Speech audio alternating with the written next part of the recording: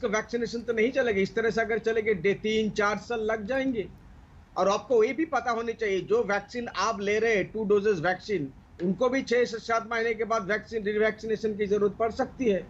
तो इस तरह से चलने से हम कोरोना से कब मुक्त होंगे। इसलिए कह रहे हैं कि इसको एक्सपांड करना चाहिए, जो वैक्सीन मार्केट है इसको एक्सपांड करना चाहिए।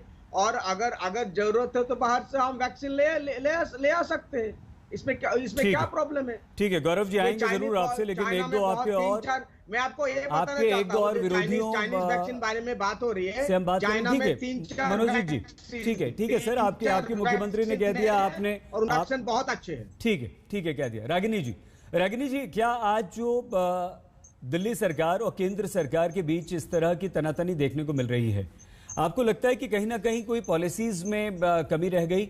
आपको लगता है कहीं ना कहीं रागिनी जी कोई ट्रांसपेरेंसी में कमी है, जिसमें आम इंसान समझ ही नहीं पाता कि भाई हम तो इस देश के नागरिक हैं, हम चाहे दिल्ली में रहें, मध्य प्रदेश में रहें, हमें अगर वैक्सीन लगवानी तो लगवानी है।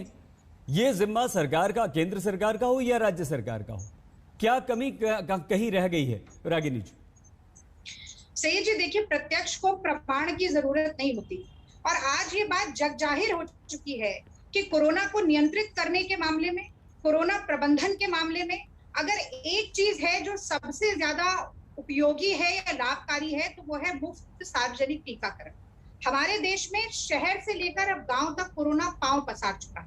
पिछले 15 दिनों में जहां पूरी दुनिया में मृत्यु दर 4% नीचे आई, भारतवर्ष में 14% ऊपर पहुंच चुकी है। और इसको नियंत्रित तभी किया जा सकेगा जब भारत के ज्यादा से ज्यादा लोगों को हम टीकाकरण कर पाएंगे, पर वो संभव नहीं है क्योंकि टीके नहीं है।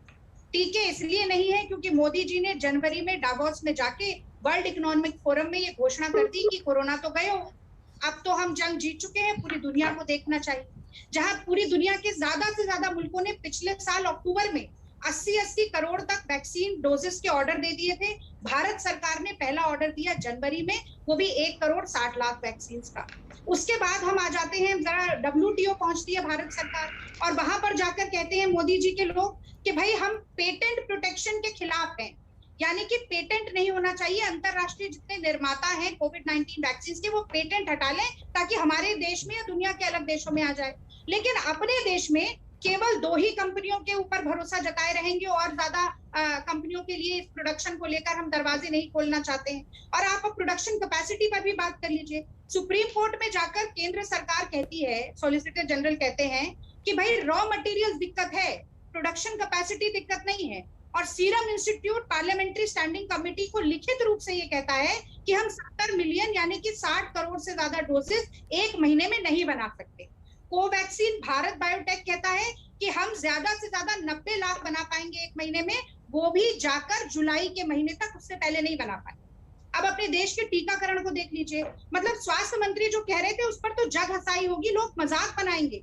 देश को अपनी जनसंख्या के हिसाब से टीकाकरण करना पड़ेगा। देश की पूरी जनता, एक मिनट पूरी दुनिया में, अब दूसरों को भी तो समय देना होगा ना। एक आंकड़ा और बताने दीजिए, हमारे देश में केवल 2 डोजेस 3 करोड़ लोगों को लगी है, यानी कि 2% से भी कम लोगों का पूरा 2 डोजेस का टीकाकरण हुआ है। इसकी सीधी जिम्मेदारी, क्योंकि वैक्सीन प्रोडक्शन की, वैक्सीन के डिस्ट्रीब्यूशन की, अप्रूवल की जिम्मेदारी केंद्र सरकार के पास थी, इसीलिए जिम्मेदारी मोदी सरकार जी के पास आती। ठीक है रागिनी जी। अजय आलोक जी, आप एक अलग राज्य होने के नाते और दूसरा यह है कि केंद्र सरकार के सहयोगी होने के नाते, क्या जो वैक्सीनेशन का कार्यक्रम चल रहा है उससे संतुष्ट हैं? और बिहार में जिस तरह से वैक्सीन